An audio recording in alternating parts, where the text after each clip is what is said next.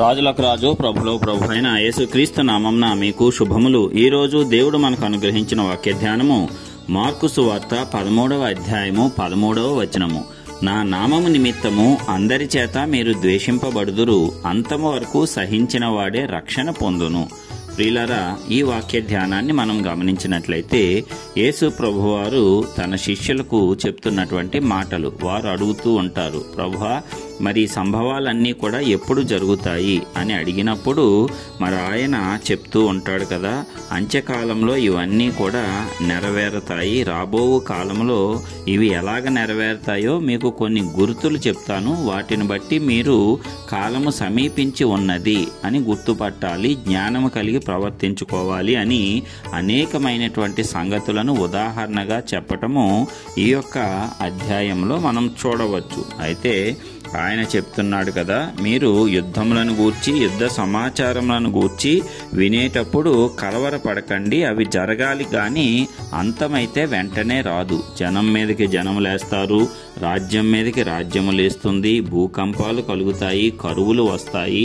ఇవన్నీ కూడా వేదనలకు ప్రారంభంగా ప్రభువు చెప్పటం జరిగింది. అదేవిధంగా మనమందరము కూడా మనలను గూర్చి జాగ్రత్త పడాలంట. ఎందుకంటే ఆయన నామాన్ని అంగీకరించి సంతోషంగా రక్షణలో ఉన్నటువంటి మనందరినీ గూర్చి అపవాది ఎంతో ఉగ్రత కలిగి ఉన్నాడు కాబట్టి వాడు మనుష్యులను మన మీదకు ప్రేరేపిస్తాడంట. అందుకే మనం చాలా జాగ్రత్తగా ఉండాలి. ఆ మనుషులు అపవాది ప్రేరేపితం చేత మనలను సభలకు అప్పగిస్తారంట, సమాజ మందిరములలోనే మనలను కొట్టిస్తారంట, అదే విధముగా మనలను రాజుల ఎదుట నిలవబెడతారంట. అయితే ఎక్కడైనా సరే మనము ఎన్ని హింసలు కలిగినా సరే దేవుని నామాన్ని విడిచిపెట్టకూడదు. అదే ఇక్కడ ప్రభువు చెప్తున్నాడు.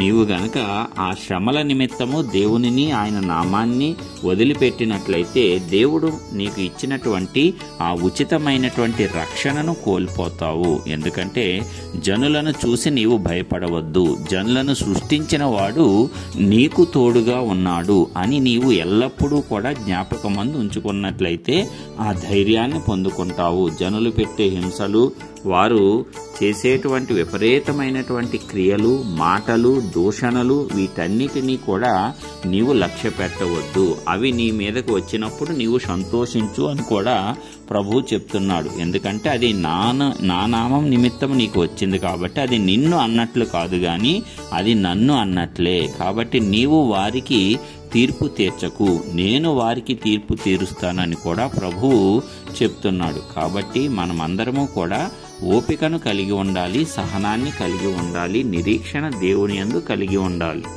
అయితే మానవ స్వభావంగా మనం అందరము కూడా ఇతరులు దూషించిన వెంటనే మనకు కోపం వచ్చేస్తుంది, మనం ఇంకా అధికంగా వారిని దూషిస్తాము, ద్వేషిస్తాము. అయితే ప్రభువు చెప్తున్నాడు కదా, నీ శత్రువులను కూడా ప్రేమించు, అప్పుడే నీ ఫలము ఎక్కువ అవుతుంది.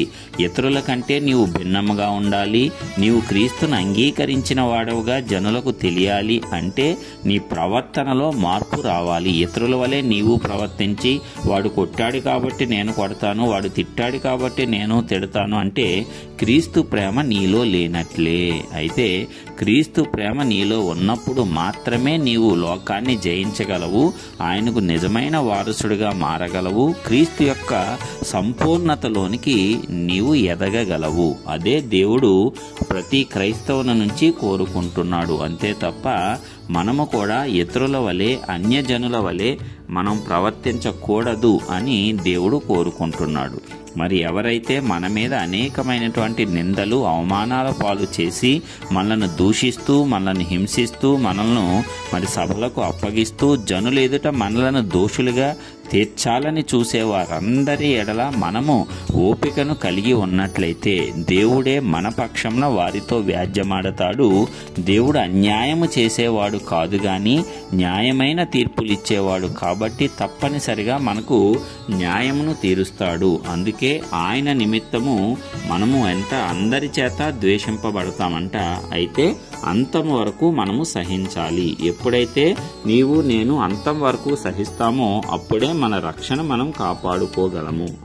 కాబట్టి ప్రియులారా, దేవుడు చెప్పినటువంటి గొప్ప మాట, మనకు ఇస్తున్నటువంటి రక్షణ భాగ్యము, దానిని మనము కాపాడుకొనుట అనే దానిని ఇక్కడ చక్కగా వివరించడం జరిగింది. కాబట్టి మనకు దోషణలు కలుగుతాయి, మనము మనుషుల చేత ద్వేషింపబడతాము, అందరి చేత ద్వేషింపబడతామంట దేవుణ్ణి నమ్ముకున్నందుకు. కాబట్టి ఆ ద్వేషం వచ్చినప్పుడు, ఆ దూషణ వచ్చినప్పుడు సంతోషించాలి. అది మనకు కాదు కానీ మనము నమ్ముకున్న దేవుడితోనే వారు జగడం పెట్టుకుంటున్నారు. కాబట్టి వారి యొక్క అంతము భయంకరంగా ఉండబోతుంది. కాబట్టి మనమైతే వారిని క్షమించేద్దాము, దేవుని ప్రేమ మనలో నింపుకుందాము.